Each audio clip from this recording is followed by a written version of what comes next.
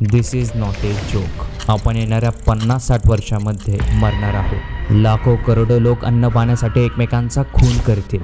सगळ्या नद्या नाले विहिरी आटल्या असतील। हवेमध्ये पांढऱ्या ढगांची जागा ही काळ्या धुराच्या लोटांनी घेतली असेल। आणि हे सगळं घडण्यामागचं कारण ऐकण्याआधीच तुमच्यापैकी 99% लोक हा व्हिडिओ काय बोर करतोय म्हणून मध्येच सोडून निघून जातील।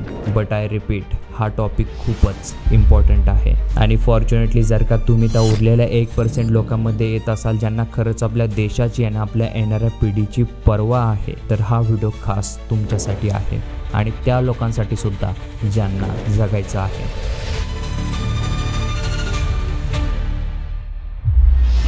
सो रिसेंटलीच मी जेव्हा तुमच्यासारखाच इंटरनेट स्क्रोल करत होतो तेव्हा मी हा व्हिडिओ पाहिला।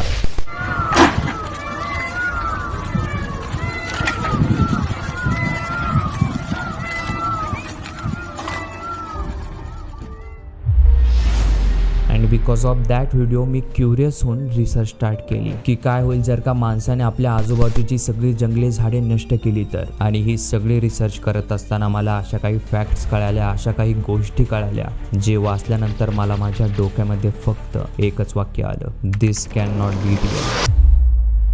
नमस्कार, मी आकाश आणि तुमच्या सर्वांचं स्वागत आहे आकाशिकवरती। एवढ्यावरून तुम्हाला कळालं असेलच की आज आपण क्लायमेट चेंजवरती बोलणार आहोत। आणि हो, या व्हिडिओमध्ये मी काही तुम्हाला खूपच ब्रह्मज्ञान देणार नाहीये। जे काही आहे ते खूपच सिंपल वेमध्ये सांगणार आहे, कारण आपल्याकडे तसाही वेळ खूप कमी आहे। बिकॉज शास्त्रज्ञ आणि अभ्यासकर्त्यांच्या मते 2100 पर्यंत पृथ्वीवरचं तापमान हे 1 ते 1.5 डिग्री सेल्सिअसने वाढलेलं असेल। अर्ध्यापेक्षा जास्त ग्लेशियर्स हे विरघळून समुद्राला मिळाले असतील, ज्यामुळे समुद्राच्या पाण्याची पातळी वाढली असेल। अँड बिकॉज ऑफ दॅट जेवढे काही देश समुद्र किनाऱ्यावरती आहेत किंवा बेटांवरती आहेत ते आता पाण्याखाली असतील, ज्यामध्ये मालदीव, जपान सारखे आणखी बरेच देश येतात। आता क्लायमेट चेंजमुळे होणाऱ्या या बदलांची ही तर फक्त एक सुरुवात आहे।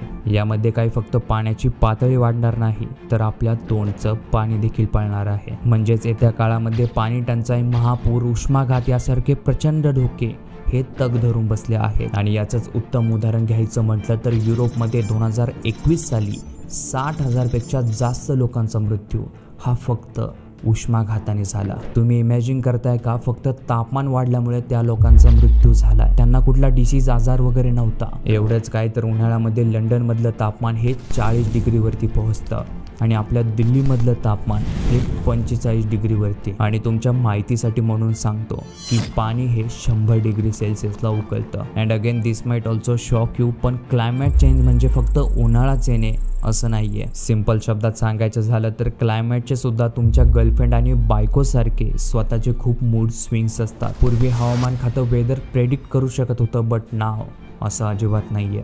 यू नेव्हर नो की आकाशातून कधी काय पडेल। फॉर एक्झाम्पल, ऊन पडलं तर खूपच भयंकर ऊन पडेल किंवा पाऊस सुरू झाला तर तो थांबणारच नाही। जपान, इंडोनेशिया या देशामध्ये जेव्हा क्लायमेट चेंजमुळे पाऊस पडतो तो न थांबण्यासाठीच अक्षरशः कित्येक महिने तिथे पाऊस चालूच असतो। And again this will blow your mind, कारण WHO एका डेटानुसार जगामध्ये 2 मिलियनपेक्षाही जास्त लोकांना पिण्याचं स्वच्छ पाणी मिळत नाही आणि 600 मिलियनपेक्षाही जास्त लोक फूड ब्रोन म्हणजेच दूषित अन्नाने ग्रस्त आहेत। अँड बिकॉज ऑफ दॅट 2030 ते 2050 पर्यंत अप्रॉक्सिमेटली जेवढे काही लोक वार्षिकदृष्ट्या मरतायत ना, त्यामध्ये मृतांच्या आकड्यांची संख्या ही 2.5 लाखाने वाढेल, ज्याचं मुख्य कारण असेल कुपोषण, मलेरिया, डायरिया आणि उष्माघात। आणि मेनली याचा फटका अशा देशांना जास्त बसेल ज्यांचं हेल्थ इन्फ्रास्ट्रक्चर खूपच वीक आहे। आणि आपण कोरोनाच्या वेळेस पाहिलंच आहे की आपल्या देशाचं हेल्थ इन्फ्रास्ट्रक्चर किती भारी आहे। सो ज्या कारणामुळे एवढं सगळं घडणार आहे किंवा आता घडतंय ते म्हणजे क्लायमेट चेंज। आणि तो होतो सूर्यामुळे आणि मोस्टली माणसाने केलेल्या प्रदूषण आणि ग्रीन हाऊस गॅसेसमुळे। आणि हे सगळे गॅसेस ज्यामुळे तयार होतात ते म्हणजे so many different industries, home electricals, पाण्यातली जहाजे, हवेतली विमाने, रस्त्यावरची वाहतूक, सिमेंट स्टीलचे कारखाने आणि जे काही सर्रास तुम्हाला 360 डोळे फिरवल्यानंतर दिसतंय त्या सगळ्यांमुळे। आणि यामध्ये आणखी एक म्हणजे आपलं फूड आणि ॲग्रिकल्चर सिस्टीम, ज्यामध्ये मुख्यतः जंगलतोड, घातक फर्टिलायझर्स आणि काऊ बर्फ म्हणजेच गाईचा फाट ज्यामध्ये मिथेन असतं आणि ते सुद्धा क्लायमेट चेंजवरती खूप मोठा इम्पॅक्ट निर्माण करतं। आणि यामधला आणखी एक प्रकार म्हणजे फॉसिल फ्युल्स। तर फॉसिल फ्युल्स म्हणजे काय तर गॅस, ऑइल, पेट्रोल आणि कोळसा। आणि जेव्हा आपण सगळे आपल्या कामासाठी हे जाळतो तेव्हा त्यापासून CO2 तयार होतो। तो हवेत जातो आणि एका ब्लँकेट सारखा पसरतो आणि त्यामुळेच आपल्या पृथ्वीवरचं तापमान हे वाढतच जातं। आणि जसे की प्रत्येक गोष्टीला एक लाईफ असते तशी कार्बन डायऑक्साईडला सुद्धा एक लाईफ आहे आणि ती लाईफ चालते 100 वर्षापर्यंत। इमॅजिन करा हवेत पसरलेला हा CO2 100 वर्षानंतर नाहीसा होणार आहे। अँड बिकॉज ऑफ दॅट आपण सगळेजण एका मायक्रोवेव्ह ओव्हन म्हणजे एका भट्टीमध्ये असल्यासारखं राहतोय। एवढंच काय तर एखाद्या मृत व्यक्तीला जाळल्यानंतर सुद्धा 400 किलोपेक्षा जास्त CO2 हा हवेत पसरतो। आणि याच सारख्या असंख्य रिझन्समुळे आपला प्लॅनेट आता हा 1 डिग्री सेल्सिअस पेक्षा जास्त हॉटर आहे। आणि एक गोष्ट लक्षात घ्या की वाढलेलं तापमान हा माणसाच्या जीवन मरणाचा प्रश्न आहे। उष्णता माणसाला खूपच अग्रेसिव्ह आणि व्हायलंट बनवते आणि याचे पुरावे सुद्धा उपलब्ध आहेत। पुरावे काय तर स्वतःलाच बघा, थोडी जरी उष्णता गरमी वाढली तर आपली किती चिडचिड होते। आणि रिसर्चमध्ये आय फाउंड आउट की लास्ट फ्यू डेकेड्समध्ये जेवढे काही श्रीमंत देश आहेत त्याने त्यांचं कार्बन डायऑक्साईडचं प्रदूषण कमी केलं आहे। आणि ते कसं हे खूपच इंटरेस्टिंग आहे। तर फॉर एक्झाम्पल त्यांच्या देशामध्ये एखादी वस्तू लागते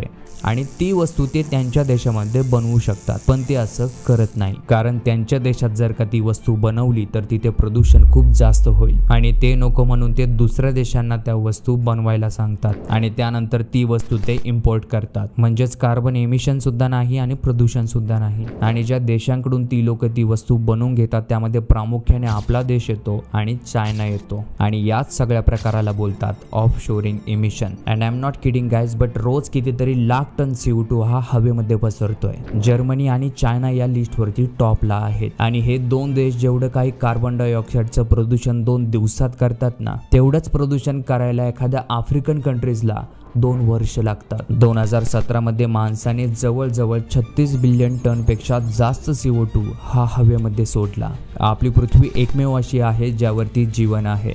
आय मीन रेकॉर्ड तर असंच सांगतात आणि हे जीवन ओव्हर 3 बिलियन वर्ष आधीपासून आहे आणि ह्युमन हिस्ट्री ही 6 मिलियन वर्ष आधीपासूनची आहे आणि तेव्हापासून आपण या पृथ्वीवरती वास्तव्य करतोय। पण आपण आता या पृथ्वीवरती ओव्हर पॉप्युलेटेड झालोय कारण 8 बिलियन पेक्षाही जास्त लोक इथे राहतात। एक्सपर्ट बोलतात की आपली संख्या खूपच जास्त आहे। आय मीन हे लिटरली पृथ्वीच्या क्षमतेबाहेर आहे, पण तरी सुद्धा आपण कुठे थांबत नाही आहोत। अँड बिकॉज ऑफ दॅट हा 8 बिलियनचा आकडा पुढच्या येणाऱ्या 33 वर्षामध्ये 10 बिलियनवरती गेला असेल आणि तुम्हाला कळून चुकलंच असेल की या लिस्टवरती टॉपला कोण असेल। शास्त्रज्ञ सांगतात की आपण राहतोय तर एका पृथ्वीवरती, पण आपण जेवढे एनर्जी आणि रिसोर्सेस यूज करतोय ना ते 5 पृथ्वी एवढे आहेत आणि हे सगळे एनर्जी रिसोर्सेस आपण आपल्या बापाचा असल्यासारखं यूज करतोय की जसे हे रिसोर्सेस कधी संपणारच नाहीये। अँड ऑफकोर्स प्रत्येक गोष्टीची एक लिमिट असते, एक क्षमता असते आणि आपल्या पृथ्वीची पण होते आणि ती म्हणजे 1970 पर्यंत। कारण 1970 मध्ये पृथ्वीवरची पॉप्युलेशन ही 3.7 बिलियन होते आणि पृथ्वी तेवढंच काही सस्टेन करू शकत होते।